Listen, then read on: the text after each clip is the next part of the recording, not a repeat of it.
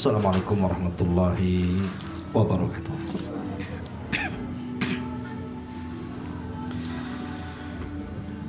Alhamdulillah, wassalatu wassalamu ala rasulillah wa ala alihi wa sahbihi wa mawalah wa la hawla wa la quwwata illa billahi wa ba'd. Baik, kita lanjutkan kajian kita, masih melanjutkan kitab Firqatun Najiyah, dan kita masuk pada Asyirkul Asghar wa anwa'uhu, macam-macam dari syirik kecil.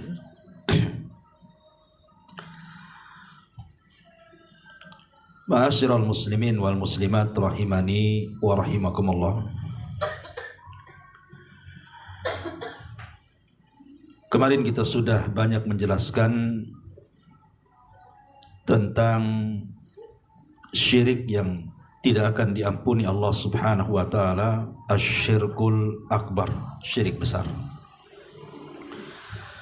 Dan sekarang masuk pada macam syirik yang kedua, syirik yang paling ditakuti Nabi sallallahu alaihi wasallam adalah syirik kecil.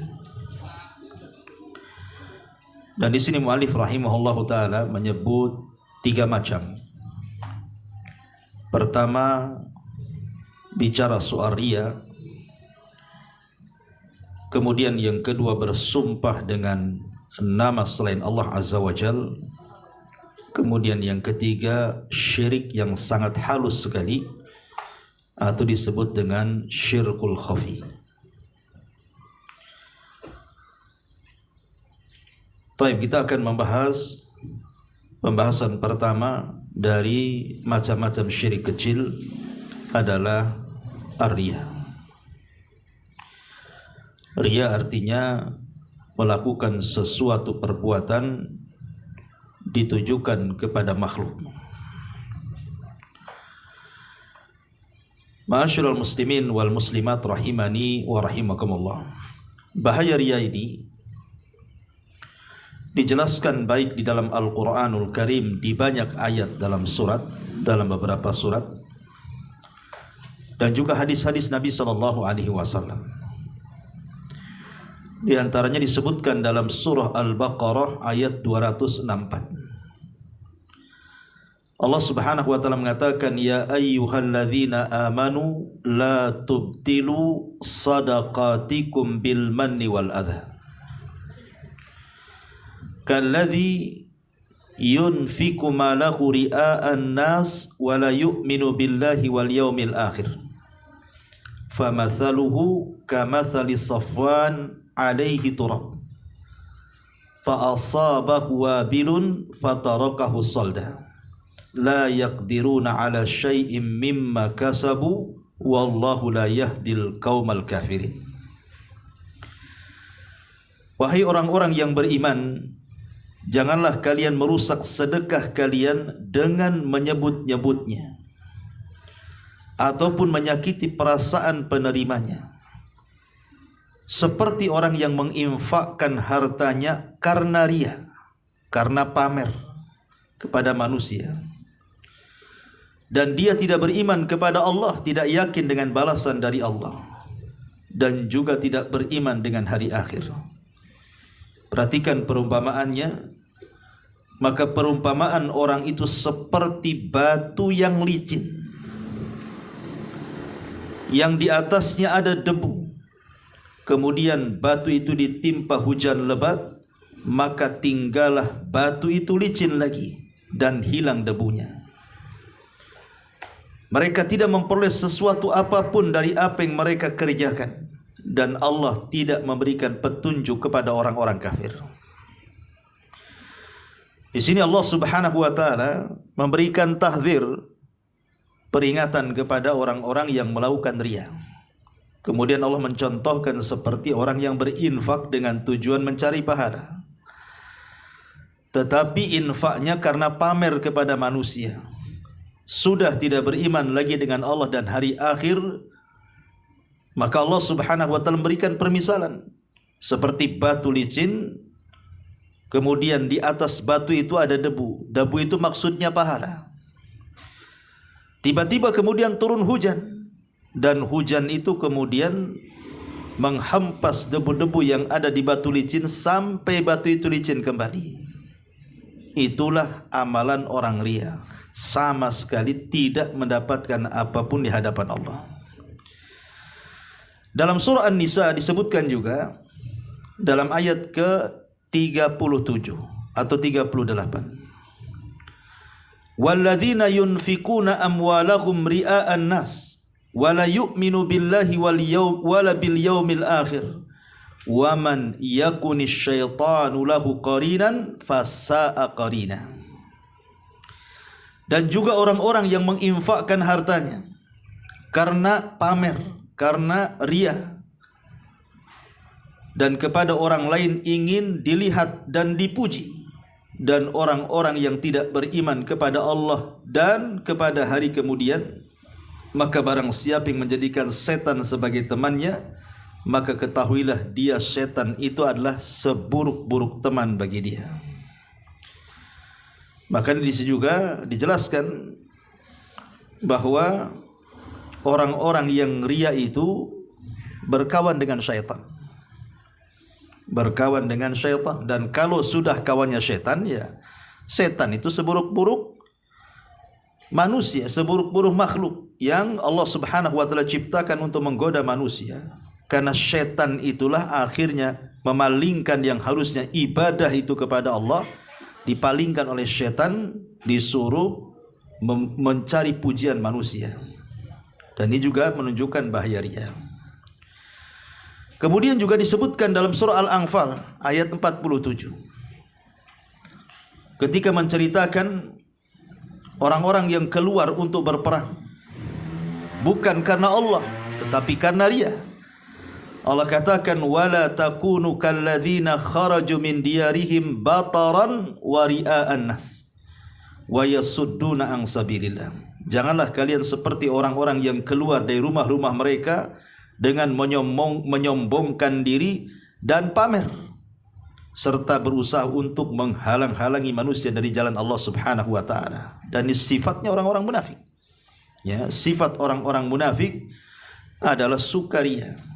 Makanya Allah pertegas dalam surah An-Nisa ayat 142-nya, innal munafiqina yukhadi'unallaha wa huwa khadi'uhum. Wa idza qamu ila sholati qamu kusala yura'una an-nas wa la yadhkurunallaha illa qalila. Sesungguhnya orang-orang munafik mereka sedang menipu Allah, padahal Allah yang menipu mereka. Apabila mereka tegak melaksanakan salat, mereka pun tegak dengan malas-malasan, karena tujuan mereka pamer kepada manusia, dan tidaklah mereka berzikir kecuali sedikit. Dan Allah juga katakan dalam surah Al-Maun, fawailun lil musallin alladzina hum an salatihim sahun alladzina hum yuraun. Celaka bagi orang-orang yang salat, orang-orang yang mereka lalai dalam salatnya, dan orang-orang yang mereka pamer dalam salatnya.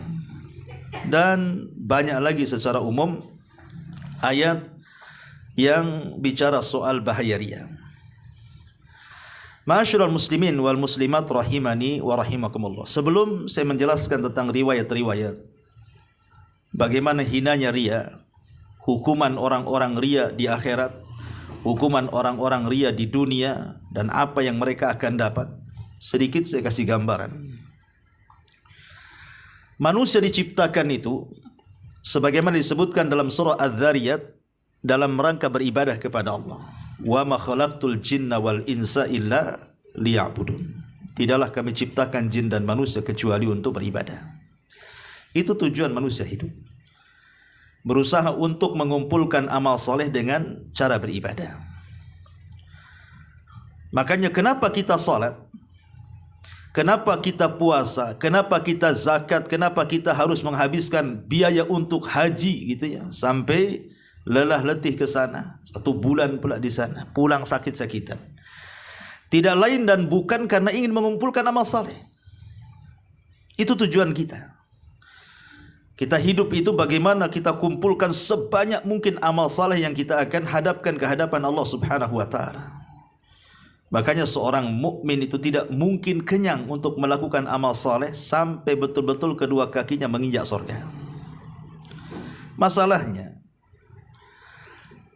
ada orang-orang yang kemudian mereka secara lahiriah maksudnya secara zahir, mereka sholat, artinya kan mereka sedang mengumpulkan amal saleh. Mereka puasa, mereka sedekah, mereka silaturahim, mereka haji, bahkan mereka jihad gitu ya. Bahkan sebagian mereka mengajarkan Islam, berdakwah dan begitu seterusnya.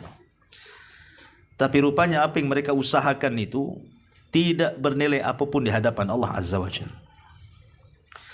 Karena sebuah ibadah itu ada yang bernilai sah secara ibadahnya. Sah memang ibadahnya. Tetapi di hadapan Allah tidak diterima tuh. Sah solatnya tapi tidak berpahala. Sah hajinya tapi tidak berpahala. Sah puasanya tapi tidak berpahala. Karena sah dan tidaknya sebuah ibadah itu berkaitan dengan mempersiapkan rukun-rukun dan wajib-wajib ibadah itu saja. Kalau seandainya Anda ini sudah wudu sesuai dengan wudu Nabi, gerakan-gerakannya, kemudian masuk ke ranah solat, kemudian mendatangkan rukun-rukun solat, wajib-wajib solat, bahkan sunnah-sunnah solat pun kita datangkan, secara ibadah sah solatnya, tidak perlu diulang ya. Tapi masalahnya belum tentu ibadah sah bernilai pahala. Karena berpahala dan tidaknya sebuah ibadah itu ada erat kaitan dengan permasalahan niat. Karena Rasul mengatakan dalam hadis yang masyhur yang hampir diletakkan di permulaan kitab seperti kitab Arba'in Nawawi, bahkan dalam Sahih Bukhari juga di hadis yang pertama Nabi mengatakan innamal a'malu binniyat wa innamal likulli imri'in ma nawa. Sesungguhnya amalan itu digantungkan dengan niat, dan sesungguhnya pahala dalam amal itu juga digantungkan dengan niat. Maka barang siapa yang niatnya karena Allah dan Rasulnya, dia akan mendapatkan Allah dan Rasulnya. Tapi barang siapa yang niatnya karena dunia atau wanita yang dinikahinya, yang hendak dinikahinya, maka dia akan mendapatkan apa yang diniatkan saja. Artinya bahwa ibadah yang sudah didatangkan rukun dan wajibnya itu secara ibadahnya sah-sah saja, nggak perlu diulang lagi sholatnya, nggak perlu diulang puasanya, nggak perlu diulang hajinya, karena sudah sah. Tetapi masalah pahala itu bukan bicara soal mendatangkan rukun dan wajib saja, tapi lebih daripada itu adalah niat Anda ini ibadah untuk siapa? Nah, gitu ya. Untuk Allah atau untuk selain Allah? Kalau ibadahnya untuk Allah, selain sah ibadahnya, dapat pula pahala kita. Al-jaza min jinsil amal namanya ya. Balasan itu disesuaikan dengan amalan kita. Tapi kalau tujuan ibadahnya itu bukan karena Allah, tapi diberikan kepada selain Allah hanya karena ingin dipuji, ingin sum'ah, ingin didengar orang gitu ya, ingin dikomentari orang dan begitu seterusnya, maka sebuah ibadah yang sah belum tentu dia dapat pahala. Ini poin yang perlu dipahami, bahwa niat keikhlasan itu yang paling penting dalam ibadah. Selain daripada mengikuti sunnah Nabi, ikhlas itu nomor satu ya. Ibadah itu harus karena Allah Subhanahu wa ta'ala. Taib, masyarul muslimin wal muslimat rahimani wa rahimakumullah. Nabi SAW satu hari dia datang kepada para sahabatnya. Dilihatnya para sahabat Nabi SAW sedang sibuk membicarakan soal fitnah Dajjal. Karena Nabi itu hampir di setiap waktunya mengingatkan para sahabat soal fitnah Dajjal. Terkadang bercerita di mimbar-mimbar, bercerita tentang bahayanya Dajjal. Terkadang Rasul duduk-duduk di masjid juga bercerita soal Dajjal dan begitu seterusnya, sehingga seolah-olah Dajjal itu ada di kepala sahabat. Karena hampir setiap saat Rasul itu bicara soal Dajjal. Jadi satu hari Nabi SAW melihat para sahabat. Kemudian Rasul SAW mengatakan, apa yang kalian sedang bicarakan? Maka sahabat Nabi SAW mengatakan, nahnu natadzakarul masihad dajjal ya Rasulullah. Kami sedang berbincang-bincang soal Dajjal wahai Rasul. Seolah-olah para sahabat mengatakan, jangan salahkan kami kalau kami terus bicara Dajjal, karena engkau selalu cerita Dajjal. Bahkan dalam riwayat itu seolah-olah Dajjal itu ada di kebun kurma Madinah. Saking ketakutannya para sahabat. Maka Nabi SAW pun mengatakan, ala ukhbirukum bima huwa akhwafu alaikum indi minal masihid dajjal. Maukah kuhabarkan kepada kalian, kata Rasul, sesuatu yang paling aku takutkan melebihi Dajjal. Dajjal memang aku takut akan kemunculannya kepada kalian. Sebab kalau Dajjal muncul dan aku masih hidup, aku yang akan menghadapinya. Tapi kalau seandainya Dajjal muncul, aku sudah meninggal, maka setiap manusia akan menghadapinya dan tidak mungkin mampu menghadapi Dajjal. Tapi kata Rasul, ada perkara yang paling aku takutkan melebihi Dajjal. Kemudian Nabi SAW ditanya oleh para sahabat, qulna bala ya Rasulullah, tentu wahai Rasul, apa itu? Maka Nabi SAW mengatakan, asyirkul khafi. Asyirkul khafi an yakumar rajulu yusalli fayuzayyinu salatahu lima yara min nadhari rajulin. Kata Nabi SAW, yang paling aku takutkan adalah kesyirikan yang terselubung, kesyirikan yang samar. Ya. Kemudian Rasul mencontohkan seorang laki-laki yang berdiri sholat. Kemudian dia menghiasi sholatnya, membagus-baguskan bacaannya, membagus-baguskan gerakannya, mengindah-indahkan berdirinya, melama-lamakan ruku dan sujudnya. Pokoknya bagaimana caranya sholatnya itu dipandang manusia. Fayuzayyinu salatahu, dia pun mengindah-indah sholatnya. Lima yara min nadhari rajul, supaya dapat penghargaan manusia, dapat pujian manusia, dapat like dari manusia. Ya, Nabi SAW sampai mengatakan bahwa riya itu jauh lebih bahaya dibandingkan fitnah Dajjal. Pertanyaannya kenapa? Bukankah Dajjal itu fitnahnya dahsyat? Bahkan dalam hadis Rasul mengatakan tidak ada fitnah dari sejak Adam diciptakan sampai kiamat dibangkitkan melalui fitnah Dajjal. Tapi kenapa Rasul lebih takut kepada fitnah syirkul asgar dibandingkan fitnah Dajjal? Karena syirkul asgar yang namanya riya ini sifatnya samar-samar. Hampir semua manusia kena. Tidak ada manusia yang selamat dari syirik ini. Tidak ada manusia yang selamat. Tidak orang awam, tidak orang soleh. Semua kena. Ya. Tapi Dajjal itu makhluk yang bukan samar-samar. Nampak jelas orangnya. Tertulis di dahinya kafir. Nampak fisiknya buta sebelah. Bengkok kakinya. Nampak Dajjal itu tidak samar. Ya. Tapi riya ini perkara samar masalahnya. Awalnya baik-baik saja ikhlas karena Allah. Di tengah jalan riya pula. Siapa yang tahu betapa banyak, dan kita bisa rasakan tuh awalnya tidak punya dosa, jadi punya dosa akhirnya. Awalnya lillahi ta'ala, di tengah jalan karena manusia. Itu paling banyak. Dan biasanya munculnya riya ini berawal dari perkara yang sangat remeh. Yang remeh-temeh. Riya itu awalnya dari perkara remeh dulu, Bu. Persoalan remeh. Seperti awalnya dari madhar. Madhar itu penampilan. Ya, ibu berpenampilan. Sebenarnya ya ibu ya harus hari-hari berpenampilan kan itu. Ya, ngaca di rumah. Awalnya biasa-biasa aja ngaca tuh. Gak ada masalah dengan kaca sebenarnya. Tak pecah pun kaca tuh kita ngaca. Ya. Tapi tiba-tiba setelah keluar dari rumah, mulai itu. Ya. Mulai kurang pede tuh, geser sana, geser sini. Oh, nampaknya tidak cocok nih kan itu. Coba saya tadi pakai warna ini, ya, tentu lebih cantik, ya, lebih indah. Mulai terpikir tuh, ya, aduh kenapa saya nggak pakai yang ini? Jadi jelek nampaknya. Maksudnya apa? Supaya dilihat orang kan gitu ya. Ya. Itu kan awalnya dari masalah pakaian, masalah remeh-temeh, kadang-kadang masalah ucapan. Ya. Masalah ucapan, ngobrol biasa saja sebenarnya. Tidak ada masalah dengan obrolan awalnya. Tapi mulailah kemudian dia membanggakan, oh iya, kemarin saya baru dari Singapura, atau dari Malaysia, Australia, ya, tidak mungkin juga dari Barelang, semua udah ke Barelang kan. Udah jalan-jalan ke Singapura, cerita Singapura. Apa tujuan cerita Singapura? Nggak ditanya kok.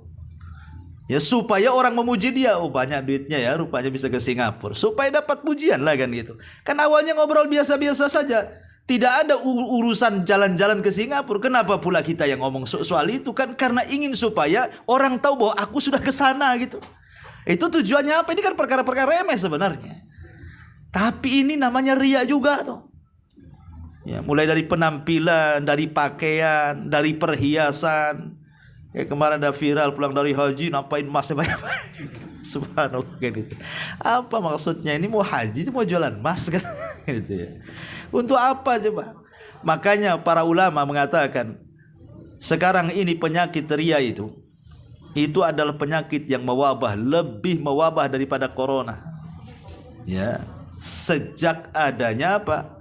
Dunia medsos. Sejak adanya dunia medsos itu subhanallah orang riya itu hampir setiap hari.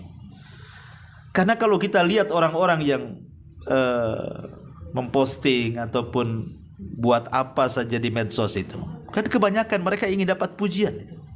Ingin dapat kedudukan, ingin dapat apa namanya like gitu ya, subscriber atau apa kan. Itu kan tujuannya itu tuh. Mereka buat ini bahkan berawal dari urusan-urusan dunia kan begitu ya.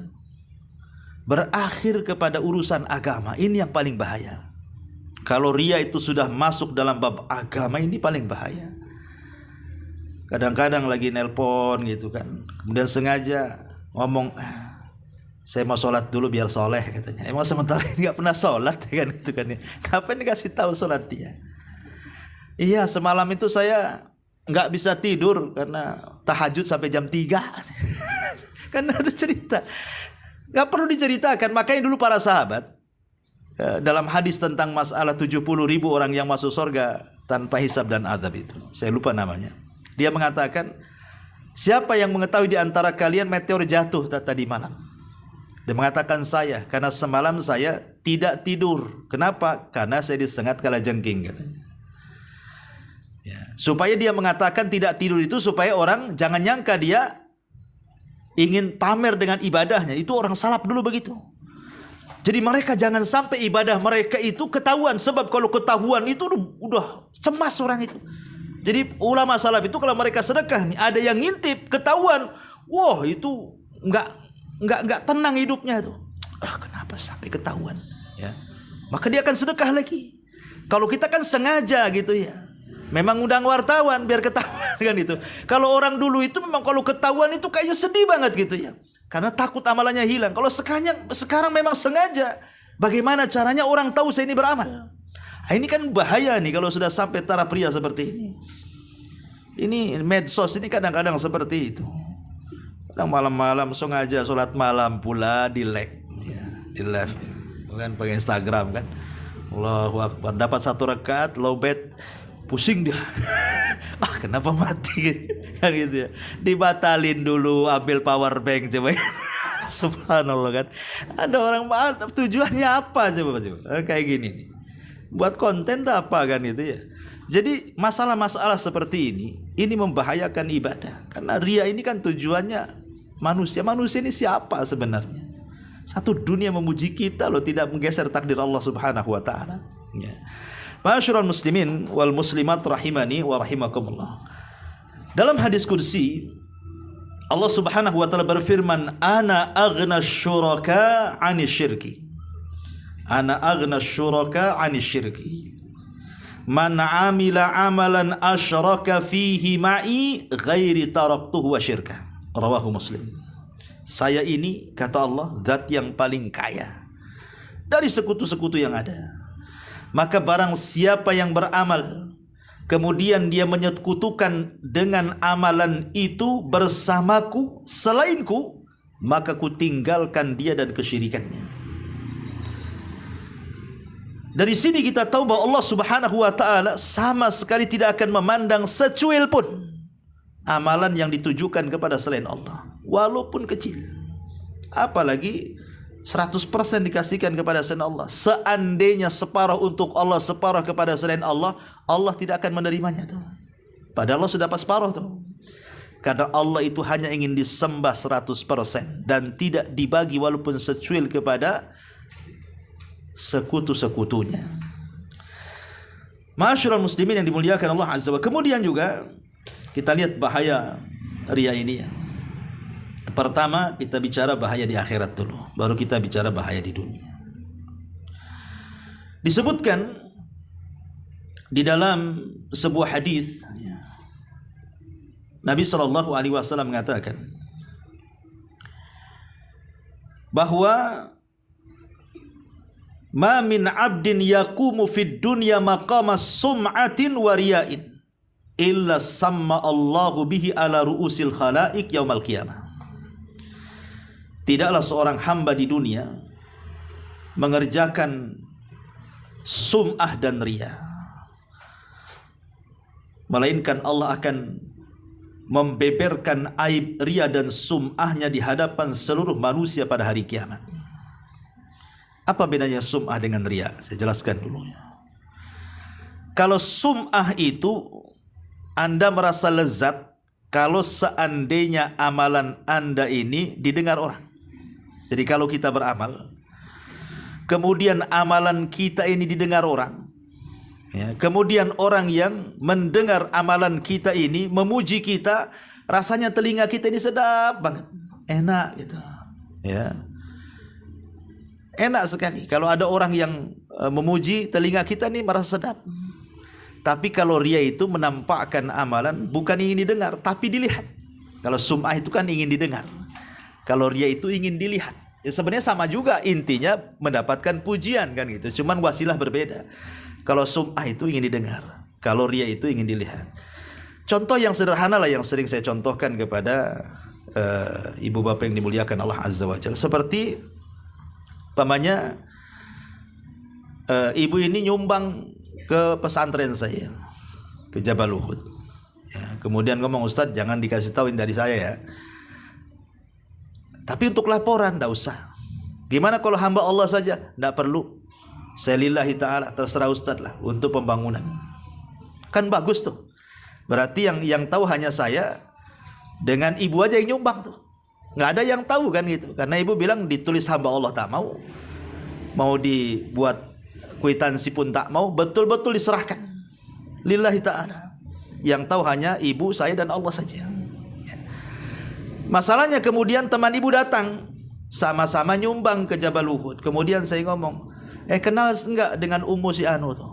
Oh, itu tetangga saya. Kemudian saya katakan, Masya Allah, dia tiap bulan datang loh nyumbang ke sini. Enggak mau disebut nama, enggak mau ditulis, enggak mau dikasih kwitansi. Ikhlas luar biasa ibu itu kan. Akhirnya kemudian kawannya mengatakan, oh iya betul ya.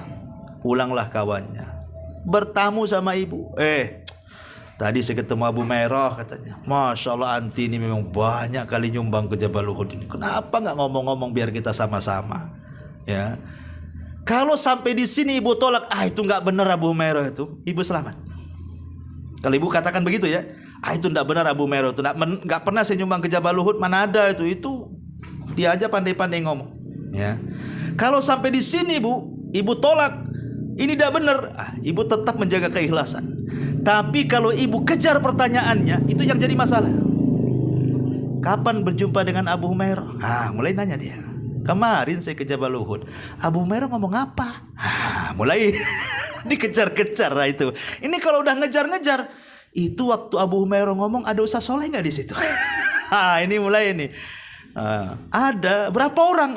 Terus dikejar sama dia pertanyaan tuh. Kenapa? Karena setiap jawaban sedap tuh. Sedap terus.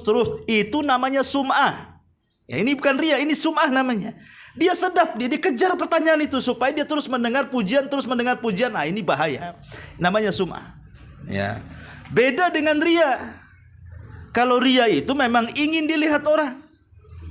Terang-terangan dia ingin dilihat orang. Ya, seperti yang sering saya contohkan, ada orang dia kepancing gitu kan, nyumbang, bilang saja nama ibu badi tulis jangan. Hamba Allah saja katanya. Oke, setiap nyumbang hamba Allah, setiap nyumbang hamba Allah. Jadi satu papan itu pengumuman infak itu ada mungkin 20 nama hamba Allah itu, tapi satu orang. Akhirnya kemudian tetangganya nyeletuk, anti ini kaya usaha lancar, tak nampak pula nyumbang ke masjid. Ya. Apa kata ibu? Kau lihat di papan pengumuman tuh 20 hamba Allah itu siapa itu? Nah, itu saya loh itu riya tuh, itu bukan sum'ah, itu riya namanya. Ya, karena ingin dilihat. Nah, itulah bedanya riya dengan sum'ah. Tapi dua-duanya syirik kecil, tidak boleh. Dua-duanya pamer supaya diketahui kebaikannya sehingga dapat pujian. Inilah yang kemudian Nabi SAW mengatakan, tidaklah seorang hamba di dunia, ma min abdin yakumu fid dunya maqama sum'ati wa riya'in, mengerjakan sum'ah dan riya, illa samma Allahu bi ala ru'usil khalaiki yaumal qiyamah, kecuali Allah akan beberkan aibnya dan sum'ahnya di hadapan seluruh manusia pada hari kiamat. Al-Imam Al-Hafidh Ibn Hajar rahimahullahu ta'ala dalam kitabnya Fathul Bari memberikan catatan makna hadis ini, apa maksudnya, bahwa Allah akan membeberkan aibnya pada hari kiamat gara-gara riya dan sum'ah itu. Kata beliau ada dua makna. Makna yang pertama, artinya seandainya seseorang itu mengesankan bahwa dia telah melakukan satu amal soleh, tapi sebenarnya dia tidak melakukannya, cuman mengesankan saja. Contoh umpamanya, antum ngeletakkan arang di dahi supaya nampak ahli sujud, banyak kan itu. Saya nggak ada item-itemnya, ambil arang sate itu, gosok-gosok di sini, ya kan? Sebenarnya bukan ahli sujud, ya, cuman terkesan kan gitu ya, dikesankan dia ahli sujud supaya orang nyangka dia ahli sujud. Atau mungkin ya matanya dimurung-murungkan kan itu, banyak khusyuk ini, ahli apa ini? Kan itu. Atau pegang-pegang perut sering meludah, padahal selagi sariawan supaya orang nyangka dia sedang puasa. Padahal dia tidak puasa, tidak ibadah, hanya mengesankan saja. Berarti kan dia berdusta tuh. Dia tidak melakukan ibadah tapi mengesankan kepada orang seolah-olah dia ahli ibadah. Orang ini akan dibongkar aibnya pada hari kiamat, bahwa orang ini para pendusta. Ini makna yang pertama, ya. Makna yang kedua, bahwa ada orang-orang yang kalau tadi kan mengesankan sebuah ibadah padahal tidak ibadah. Ini betul-betul ibadah, tapi mengesankan ibadahnya seolah-olah ikhlas karena Allah. Seolah-olah ibadahnya itu lillahi ta'ala karena Allah, padahal hatinya tidak ada terbentik sedikit pun karena Allah. Murni karena manusia, ingin dapat pujian manusia, tapi kesannya itu seolah-olah ikhlas. Ya. Ibu sedekah, saya ikhlas loh, ambil aja. Kan kesannya ikhlas kan, dia ngomong ikhlas malahnya kan. Ikhlas nggak bu? Ikhlas Ustaz, Masya Allah, ikhlas kan itu. Tengoklah di grup Jabal Uhud tuh, kok tak nampak laporan saya ini. Ada saya nyumbang disebut-sebut sama Ustaz. Gitu. Padahal udah ngomong ikhlas tuh kan. Ini namanya mengesankan dia ibadah karena Allah, tapi sesungguhnya bukan karena Allah. Ini akan dibongkar pada hari kiamat. Ini maksudnya Nabi SAW tadi, ma min abdin yakumu fid dunya maqama sum'ati wa riya'in illa samma Allahu bihi ala ru'usil khalaik yaumal qiyamah. Tidaklah seorang hamba di dunia mengerjakan sum'ah atau riya, melainkan Allah akan membeberkan aibnya riya dan sum'ahnya di hadapan khalayak manusia pada hari kiamat. Dan ini sangat malu sekali. Karena begini ya, kalau kita bercerita sedikit tentang hari kiamat di padang mahsyar, manusia itu memiliki beberapa catatan. Ada yang disebut dengan catatan umum. Catatan umum maksudnya setiap para nabi dan umatnya itu diletakkan di satu catatan. Umpamanya Nuh dan kaumnya diletakkan di satu catatan, Ibrahim dan kaumnya, Syuaib dan kaumnya, Saleh dan kaumnya, dan semua para nabi, termasuk Rasul kita Muhammad SAW dan seluruh umatnya diletakkan di satu catatan. Jadi satu catatan itu ya ada Abu Bakarnya, ada Umarnya, ada Utsmannya, ada para sahabatnya, ada para tabi'innya, ada para imam madhabnya, termasuk kita masuk di situ. Ya, ini catatan besar namanya. Tapi ada juga catatan khusus di mana masing-masing orang itu punya catatan. Yang jadi masalah ketika manusia dikumpulkan kemudian dibacakan catatan umum itu. Di mana Abu Bakar ini amalannya, ini jihadnya, ini sedekahnya, ini Umar, ini Utsman, ini sahabat.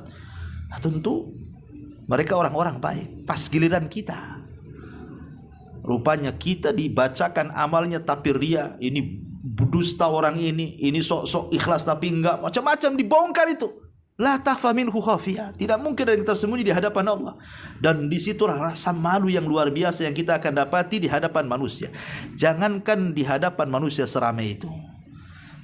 Seandainya di tengah-tengah ibu pengajian saja yang jumlah orang tidak banyak, adalah seseorang itu tahu aib kita, malunya luar biasa.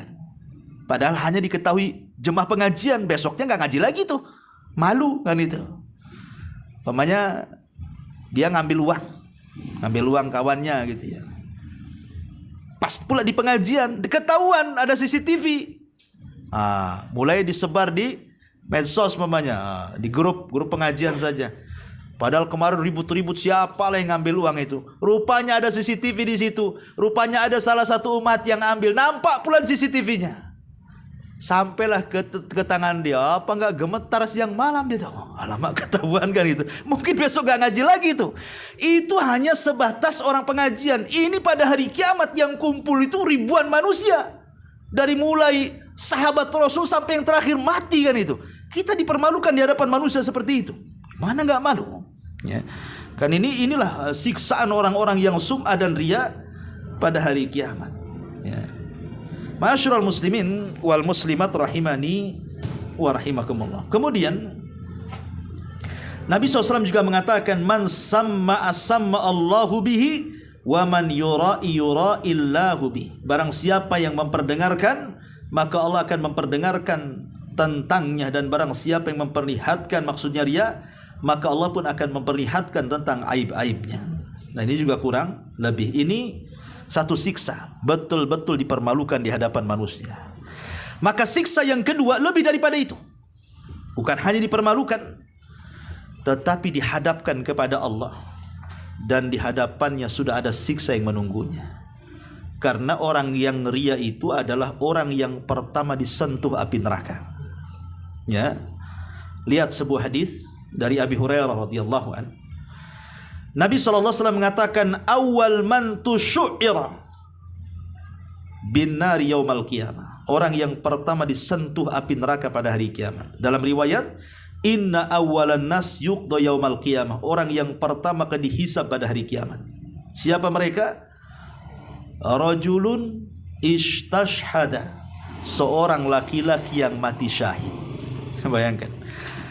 Orang yang mati syahid pula yang dihadapkan kepada Allah. Padahal orang yang mati syahid kan jelas tuh kalau masuk surga tanpa hisab tuh. Tetapi lihat, ini amalan syahadah ini bukan amalan biasa, ini amalan besar. Karena tidak semua orang bisa jihad. Hanya orang punya keberanian saja. Ya.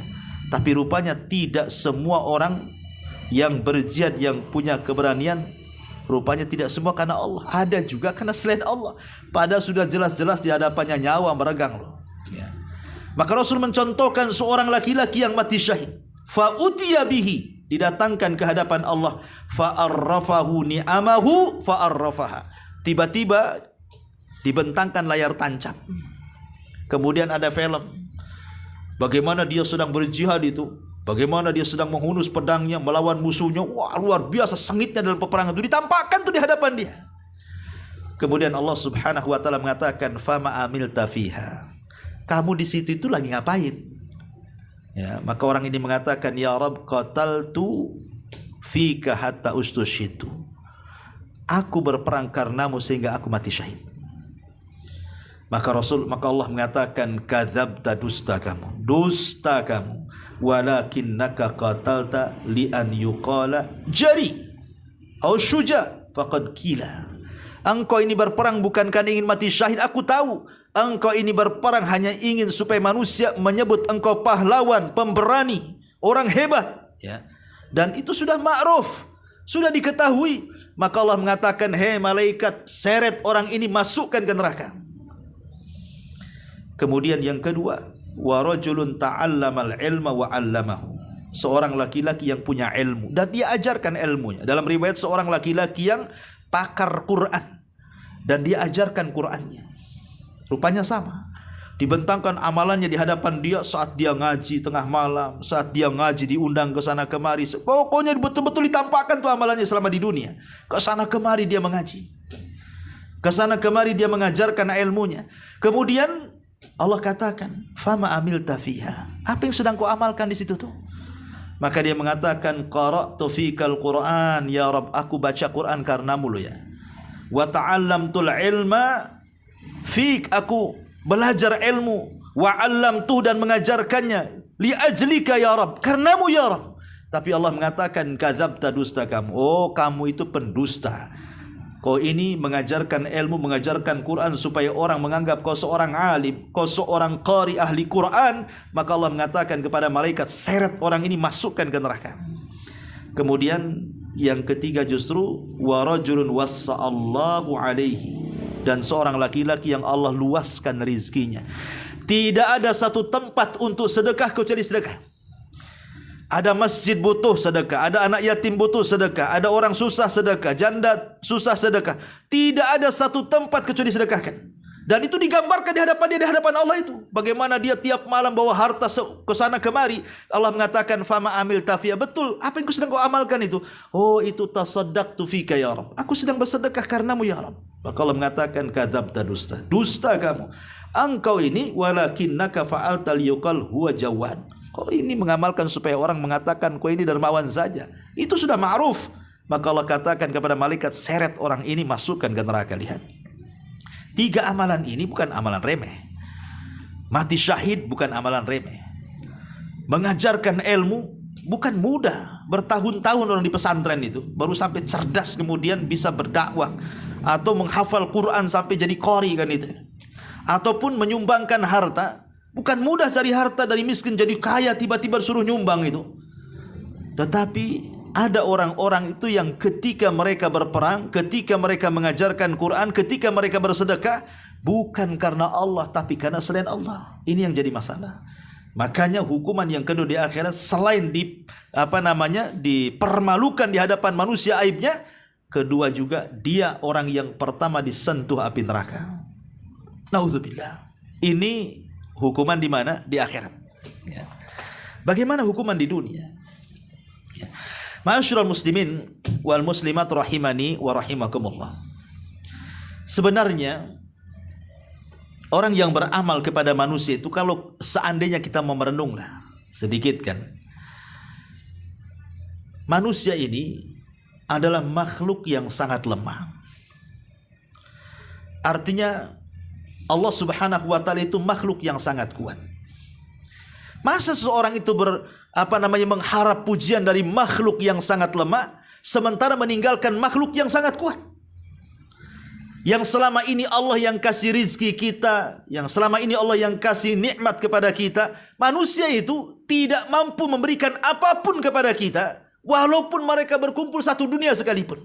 Makanya ada hadis yang mengatakan, kalau seandainya satu dunia datang untuk memberikan manfaat kepadamu, tapi tidak dicatat di Lauhil Mahfuz, tidak akan sampai manfaat kepadamu.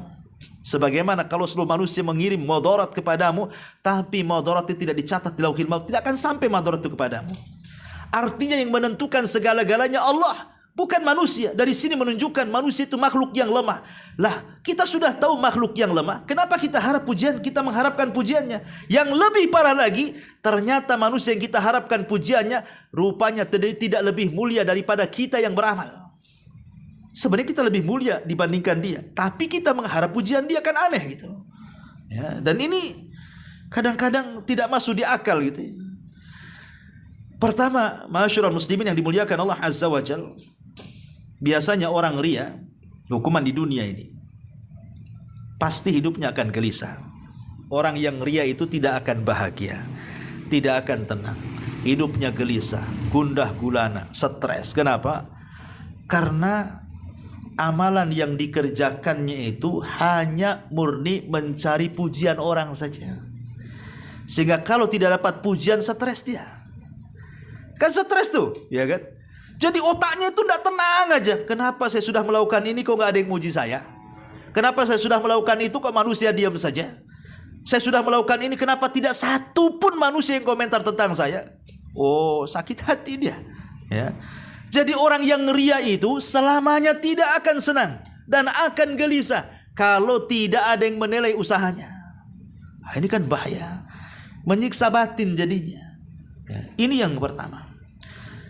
Yang kedua, anggaplah sekarang, taruhlah ya, ada yang memuji.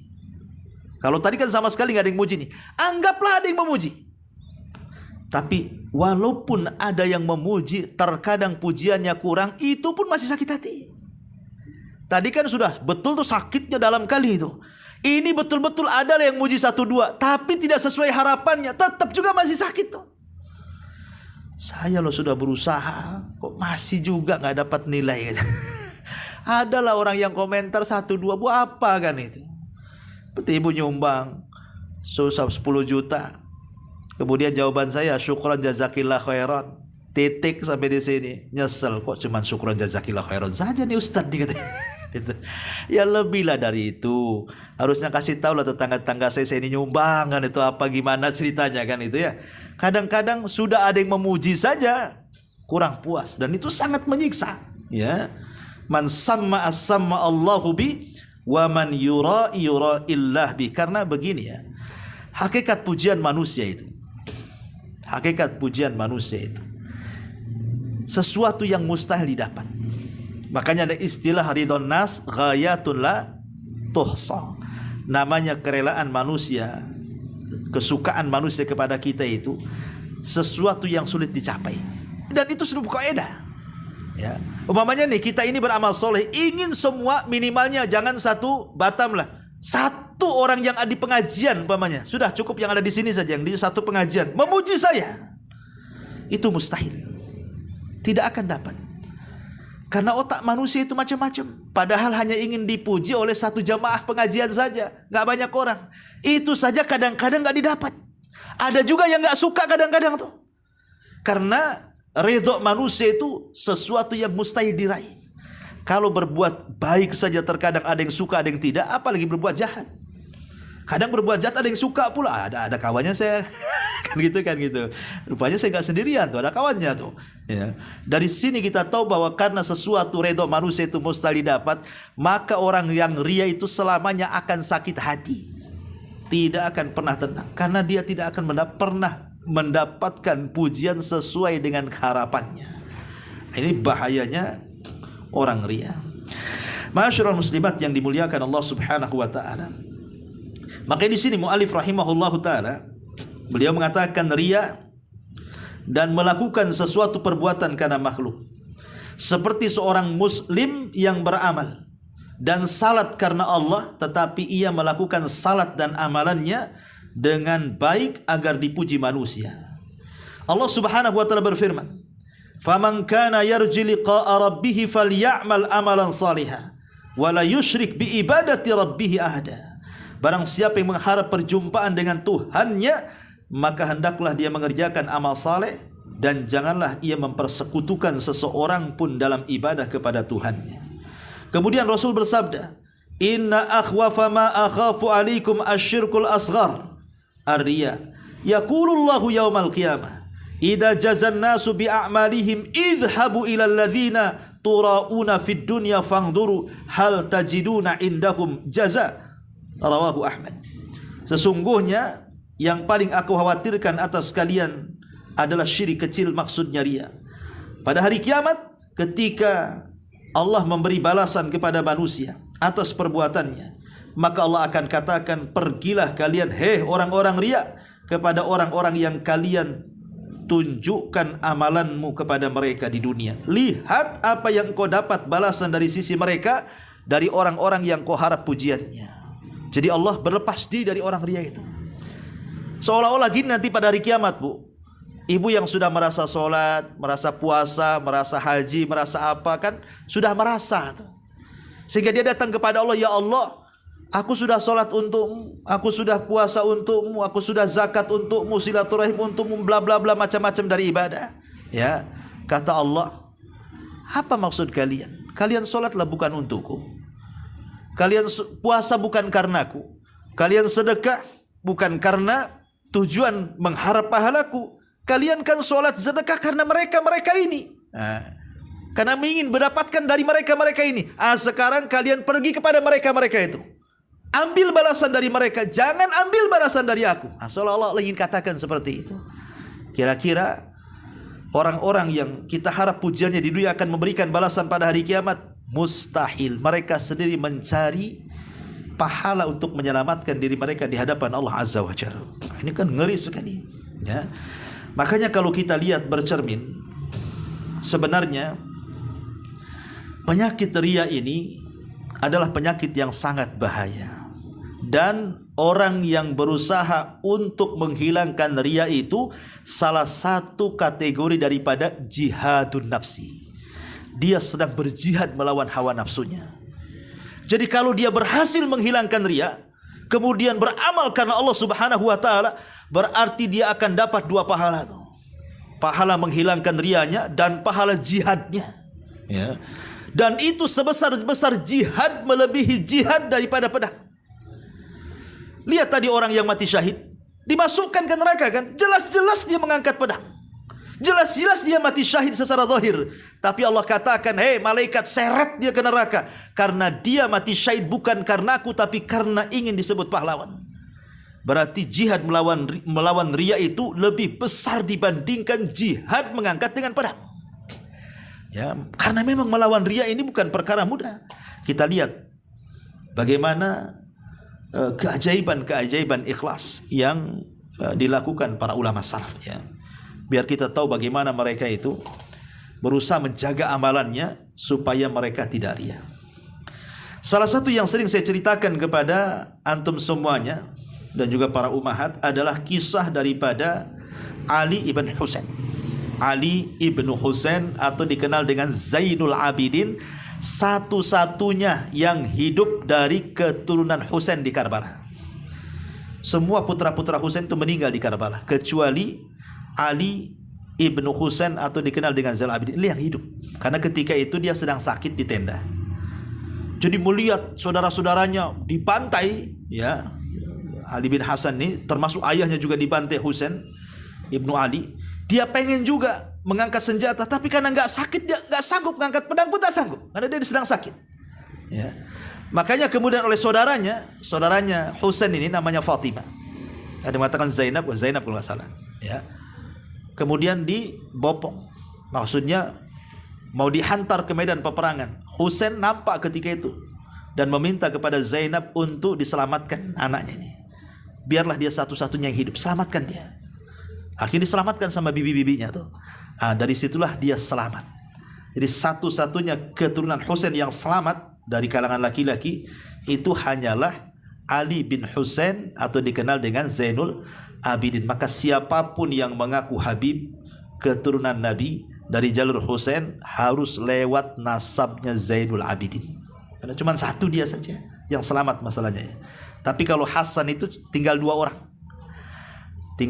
Jadi kalau mengaku turunan Nabi dari jalur Hasan, maka harus lewat dua anak putranya. Kalau dari Husain cuma satu, ya. Husain ibn Ali Zainul Abidin. Zainul Abidin ini memang Allah Subhanahu wa taala karuniakan rizki yang luas. Rizki yang luas di Madinah itu. Sehingga dengan rizki yang luas itu dia bisa bersedekah. Tapi masalahnya sedekahnya aneh. Ali bin Husain ini jam 1, jam 2 malam dia keluar ngangkut gandum sendirian, nggak ada yang tahu. Jadi dia hanya meletakkan gandum-gandum itu hampir di sekitar 70 orang fakir miskin yang ada di kota Madinah. Pokoknya setiap waktunya mengambil gandum sudah ada di depan pintu. Setiap habis gandum dan mau ngambil gandum lagi, mau beli lagi, ada lagi di depan pintu. Tidak pernah habis tuh gandum orang miskin. Baru setelah kemudian Ali bin Husain ini meninggal dunia, baru hilanglah gandum-gandum itu. Dan orang-orang yang selama ini mencela Zainul Abidin dan menuduh dia bakhil, baru mereka sadar. Rupanya yang selama ini ngasih makan fakir miskin di kota Madinah itu siapa? Zainul Abidin. Ya, dan itu diketahui dari pundak Zainul Abidin yang kapalan bahasa kitanya karena sering ngangkut barang. Baru ketahuan sama pemandi jenazahnya itu. Dengan meninggalnya beliau, maka hilang pula sedekah tengah malam di tengah-tengah kota Madinah. Ini kata ulama bagaimana Zainul Abidin mengajarkan kepada kita tentang keikhlasan. Ikhlas ini seperti ini. Kalau bisa amalan itu jangan diketahui kecuali dia dengan Allah Azza wa Jalla. Itu disebut shadaqatus sir namanya. Sedekah rahasia. Sampai orang yang disedekahinya nggak tahu. Kalau kita kan masih tahu orang yang disedekahinya kan. Datang, nampak nih orang miskin, terimalah Bu dari saya. Nah, masih ketahuan sama orang yang nyumbang kan. Kalau Zainul Abidin ini orang yang disumbang aja nggak tahu. Karena ketika tertutup pintu diletakkan begitu saja. Nah, ini kan luar biasa. Ini yang kita tidak bisa. Ya, kadang-kadang kita ini ngajak teman gitu ya. Ayo, saya mau nyumbang si Anu, bisa antar nggak? Kalau bisa temannya biar tahu. Ya. Perlu nggak yang lain? Nah, kalau ada nggak apa-apa, ikut ngantar sekali. Nah, biar makin ramai katanya. Padahal tujuannya biar dia tahu bahwa dia sedang bersedekah kan itu ya. Nah ini satu cerita daripada siapa? Ali bin Husain Zainul Abidin. Kemudian kisah yang kedua datang daripada A'mash. Ya, berkata A'mash, "Kuntu inda Ibrahim An-Nakhai." Kata A'mash ini, A'mash bercerita tentang kawannya namanya Ibrahim An-Nakhai. Dua-duanya ulama salaf. Ya, A'mash dan Ibrahim An-Nakhai ini. A'mash ini mengatakan, "Kuntu inda Ibrahim An-Nakhai." Aku ketika itu sedang berada di sisi Ibrahim An-Nakhai. Wa huwa yaqra fil mushaf. Dan ketika itu dia sedang membaca Quran dengan memegang mushaf Al-Quran. Fasta'dzana alaihi rajulun faghattal mushaf wa qala la yarani hadha anni aqra'u fihi kulla sa'atin. Tiba-tiba ini kan dua orang ini sedang baca Quran nih di sampingnya A'mash. Kalau A'mash itu kan memang dari hafalannya karena dia matanya buta, tidak buta permanen. Kalau buta permanen bahasa Arabnya namanya a'ma. Tapi kalau A'mash itu ya agak rabun lah, ya katarak mungkin begitu ya. Ibrahim An-Nakhai ini sedang berdua nih di masjid, sedang mengaji. Sementara A'mash mengaji dengan hafalannya, Ibrahim An-Nakhai sedang memegang mushaf. Ya. Tiba-tiba kemudian ada salah satu muridnya masuk ke masjid, ista'dzan meminta izin kepada Ibrahim An-Nakhai ini. Takut ketahuan kalau dia sedang baca Quran, dia ambil serbannya, ditutup mushafnya. Ditutup mushafnya. Kemudian dia pun mengatakan, la yarani hadha. Jangan sampai orang ini tahu diriku anni aqra'u fihi kulla sa'atin, bahwa aku membaca Quran itu sebenarnya setiap waktu. Setiap aku masjid dulu, cuman orang enggak tahu kalau dia itu sedang baca Quran. Seolah sedang sandar aja, istirahat gitu. Padahal depannya ada mushaf, setiap ada orang ditutup, setiap ada orang ditutup. Kalau nggak ada orang ngaji lagi, ya tutup lagi. Nah, begitulah orang dulu. Kalau sekarang nggak, siaran langsung, live kan gitu. Biar tahu suaranya indah. Sengaja kan, coba lihat. Kadang-kadang saya lihat di medsos ini, kadang-kadang ada perempuan sudah tidak pakai auratnya nampak, ngaji pula dengan suara indah, kemudian ditulis itu suara paling indah satu dunia. Ya biasalah kan, biasa tema judul di medsos kadang-kadang ngagetin orang kan Bu. Seperti orang mancing dapat ikan paus, rupanya ikan lele yang dapat kan. Sudah ditengokin, mana pausnya, lele yang dapat dia kan. Hanya judulnya itu kan ngelabui orang tuh, supaya orang bisa nonton kan. Ya, berdusta dia.